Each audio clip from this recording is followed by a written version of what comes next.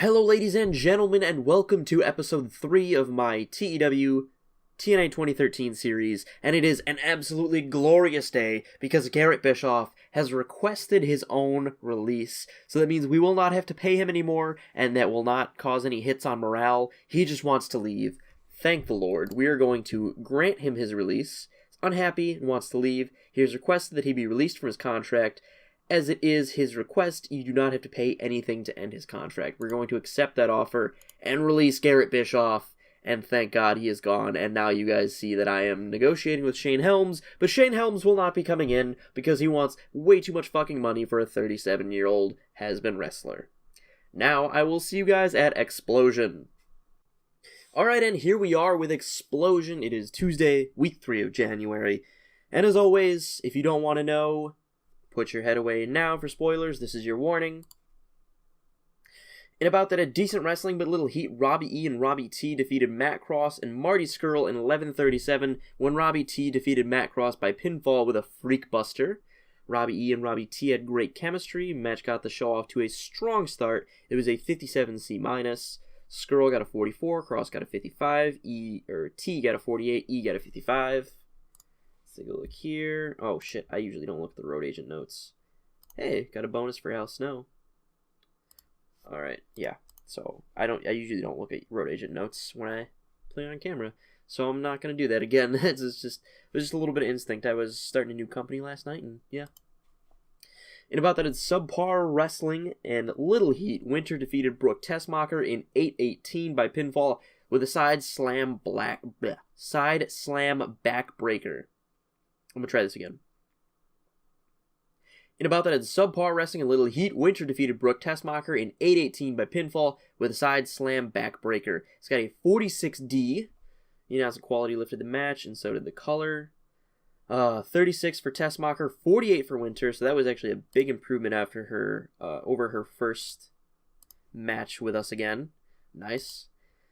Winter grabs a mic and says, Velvet, Madison, I know we worked well this past Sunday at Genesis, but this week on Impact, with a shot at the Knockouts title on the line, well, just look at old Brooke here, and that's what I got, and that's what I plan to do to both of you. No specific comments to be made. I got a 52D+. In about that, a decent wrestling but didn't have much heat, Zema Ion defeated Spud in 8:14 by pinfall with a Black Bible. It was a high spots match, got a 61C, Spud got a 56, Zema Ion got a 61. I'm happy with that.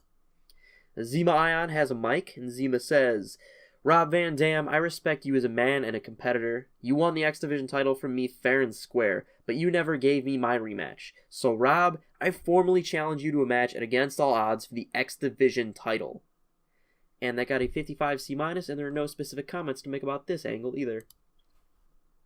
In a decent match, Phoenix defeated Kid Cash in 11:43 by pinfall with a fast roll-up. It got a 45D. That was actually really disappointing for me. Phoenix debuted his Rudo gimmick. Got a very good, because this is his re-debut in the company. I forgot about that. Announcing and color both lifted the match. Phoenix got a 46. Kid Cash got a 54. Phoenix begins to celebrate his upset win. As his hand is raised, Gunner hits him from behind, and Gunner and Kid Cash beat him down. Gunner and Kid Cash stand tall as Explosion ends. The angle got the crowd hotter, and Kid Cash is not here to do his gimmick. Got a 62C, and that was a great way to end the show. It got a 51D+. That's not as great, but still pretty decent show. So now, let's cut to see what it got on TV. Alright, so Explosion was held in the Asylum Arena in the tri-state area. It got an attendance of 1,292, and on television it got a .41, 314,030 viewers, which I'm very happy with. So now I will take you to the booked Impact. Alright, so here we are at Impact. This is a little different. I'm trying to be a little bit more mainstream with my booking. I've been watching a few more TEW series and looking at like kind of what other guys do, and they don't do segments quite the way I used to do them, so I'm trying to do them a little differently. So if you'll notice, this one has like a shitload of segments compared to what I usually book on like a 2-hour Impact. But hopefully you guys enjoy it, so I'm going to give you the warning now. Spoiler warning, I'm about to run the show, so look away if you don't want to see it. In a pre-show bout that had good wrestling but didn't have much heat, the Young Bucks defeated Robbie E and Robbie T in 11:06 when Matt Jackson defeated Robbie E by pinfall with an Indie Taker. Nick and Matt Jackson and Robbie E and Robbie T both have fantastic chemistry. The Bucks did really good. Robbie E and Robbie T didn't do as well as I'd hoped, but a 72 B-, that's pretty good for me. Mr. Anderson makes an entrance in a full suit with his newly won TNA World Heavyweight Championship. The crowd continues a thunderous asshole chant as Anderson chews his gum while he's in the ring. They chanted asshole the entire time he was going down, and now he's in the ring with a mic, and I probably should have put that in here. But he's in the ring with a mic, and they're continuing the thunderous asshole chant, and Anderson says, "Now you guys get it." The crowd drowns Anderson out with their chant, kind of like what was happening to Roman Reigns on the post-Mania Raw after he beat The Undertaker. It's still happening. And Anderson says, "Couldn't have said it better myself." Anderson flips the mic over his shoulder and exits the ring. That got a 76 B-. It was probably capped at a B- because it was only a couple minutes long, but let's see now. Anderson is making his way back to the back when Hulk Hogan's music hits. The crowd cheers. Hogan says, "Now wait just a second there, Anderson. You don't just get to cheat your way to a world title and chalk it up to being an asshole. Not with the new owner, at least.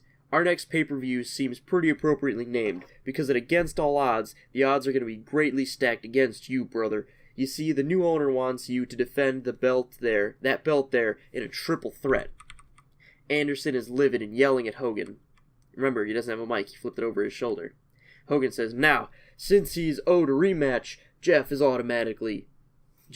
automatically. But who's the third guy? Stick around and see firsthand, because it's the winner of this next match, brother." Hogan exits and Anderson is furious. So, it is a triple threat match at Against All Odds. Mr. Anderson versus Jeff Hardy versus a mystery third opponent, the winner of the next match. Anderson was very poor trying to improvise dialogue. I'm surprised by that. Usually he's very good. The world title picture storyline has advanced with this segment. Angle got the crowd hotter. It was a 100 A-star. I'm very happy with that.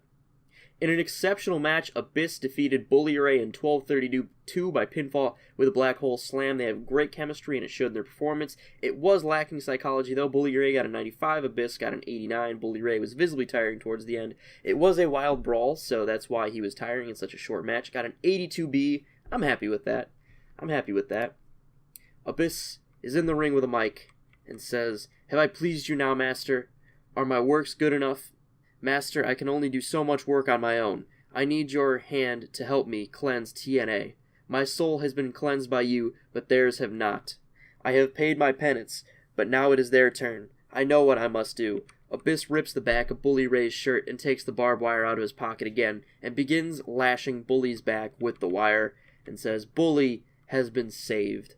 It got a B. The world title picture has advanced with this segment. It wasn't supposed to, but it did. I need to create a different one with Abyss in it. In about that, a decent wrestling but little heat, Jack Evans defeated Jimmy Yang in 8:43 by pinfall with an ode to Blitzkrieg. It got a 67 C+. This was our high spots match. Jack Evans got a 65. Jimmy Yang got a 59. Jimmy Yang was just brought in on a one-night deal since we were in the Great Lakes region. Hernandez and Chavo are in the ring, and Chavo says, "London, Kendrick, you may have gotten the better of us this past Sunday at Genesis, but tonight we get revenge. And at Against All Odds, we get our titles back. Now that we know the punks we're facing, we know just how to beat you." London and Kendrick's music hits. It got a 62 C. In about that, a decent wrestling but didn't have much heat, Chavo Guerrero defeated Paul London in 10:50 by pinfall while using the ropes for leverage. So Guerrero gets the cheating win again, this time over Paul London in a singles match. Got a 69 C+. London got a 66. Chavo got a 60. I'm happy with that. Good performance there. Hogan is sitting in his office when the door bursts open. Samoa Joe says, "Hogan, you son of a bitch. Since breaking bodies didn't get your attention, I thought coming in here and threatening you directly would. You leave me out of the #1 contenders match for Genesis, and now you leave me out of Against All Odds too? Give me one reason I shouldn't slap that dumbass mustache off your face right now, Hogan." Hogan is visibly shaken, he was not expecting this, and says, Whoa, Joe, take it easy. I do what the new owner tells me to do. I'm just the messenger. I'm gonna call an audible here. I'll give you a match here tonight. I'm all for stacking the odds against Anderson, so here's the deal. You win your match tonight, you're in the match at Against All Odds. That sound fair?" Joe leaves silently and slams the door on his way out. Hulk Hogan clearly enjoyed having the freedom to go off script, and the performance of Hulk Hogan was good. Samoa Joe looked dreadful, apparently. This was based on his menace. No, was it based on his menace? I think it was based on his menace, and he still looks dreadful. But it got a 100A star. I'm happy with that. World title picture. Advance with the storyline. Advance with the segment, I mean. In about that, a good heat and decent wrestling, Matt Morgan defeats Doc Gallows in 11:36 by pinfall with a elevator. Got a 64C. Morgan and Gallows don't click at all. Morgan got a 60. Gallows got a 51. A little bit disappointed there, but just trying to feed Doc Gallows to Morgan. Jeremy Borash is backstage with Tara. Borash says, Tara, this past Sunday at Genesis, you bested Brooke Tessmacher in a very quick match. Tonight, Velvet Sky, Madison Rayne, and Winter meet in a triple threat to see who faces you for the Knockouts title next. Do you have a preference? Tara says, Jeremy, you saw what I did to poor Brooke at Genesis. Do you really think it'll be any different at Against All Odds, regardless of who wins tonight? Let me answer for you. No. Velvet, Madison, Winter. Doesn't matter. None of them are taking this title from me. Got a 53 C-. It's okay for a women's division promo. Usually they don't do too good. JB isn't that over, so I'm happy with it. In a decent match, Madison Rayne defeated Velvet Sky and Winter in 14:25 when Madison Rayne defeated Winter by pinfall with a standing Shiranui? I don't know how you pronounce that. But here's the confession I have to make about this match. I didn't book a winner. I didn't know who I wanted to win this, so I just let the game decide, and it chose Madison Rayne as the next number one contender. She got a 54, Velvet Sky got a 53, and Winter got a 48. Plus Velvet Sky seemed off her game, so it was a 58 C-. I'm happy with that. So now Madison Rayne is booked to face Tara at Against All Odds for the Knockouts title. Samoa Joe is walking backstage like a man on a mission. He is stopped by Mr. Anderson. Anderson says, Oh, hey, Joe. How you doing, buddy? I heard you trying to wiggle your way into the match for my title at Against All Odds. I just wanted to say good luck out there. Joe stares down Anderson and slaps him across the face and keeps walking. It got a 79B. It was only a 1-minute segment, so I'm happy with that rating. Here we go to the match. In about that, it's superb wrestling and great heat. Austin Aries defeated Samoa Joe in 20:39 when Samoa Joe was disqualified when Mr. Anderson ran in and attacked Austin Aries. So there you have it. Anderson comes down and costs Joe the match with a DQ finish. It was a 77B, and damn. Joe and Austin Aries have good chemistry and lifted the match. Joe got an 84 only, and Austin Aries got a 92. I'm very happy with that. It's exactly what I wanted to see. So Ken Anderson, or Mr. Anderson, cost Samoa Joe the match by getting him disqualified intentionally. Joe is not going to be in the world title match. Samoa Joe is in the ring going berserk. Anderson is running up the ramp laughing. Joe chases after him. The camera's following Joe backstage. He rounds a corner and is hit in the face with the TNA World Heavyweight belt and falls to the ground. Anderson says, Big mistake, Joe. You're not taking this from me. You don't deserve it. You are never taking this from me. Anderson laughs and walks away as Impact ends. Mr. Anderson improvised well throughout the segment. It was again capped at a 79B, but I'm very happy with it.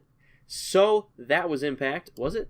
Oh no. In a decent post-show match, Bobby Roode defeated Matt Cross in 12:51 by pinfall with a spear. They do not click. Why was he using a spear? They don't click. Bobby Roode only got a 71, Matt Cross got a 49, but that's obviously because they weren't taking it seriously because it's a post-show match. Got a 49D+. I'm very unhappy with that rating, but whatever. That is the end of the show. We get an 82B. It increased our popularity in 42 regions. And so now, I hope you guys enjoyed that show. I will take you guys to the TV ratings. So Impact Wrestling this past week was held in the Battelle Hall in the Great Lakes region.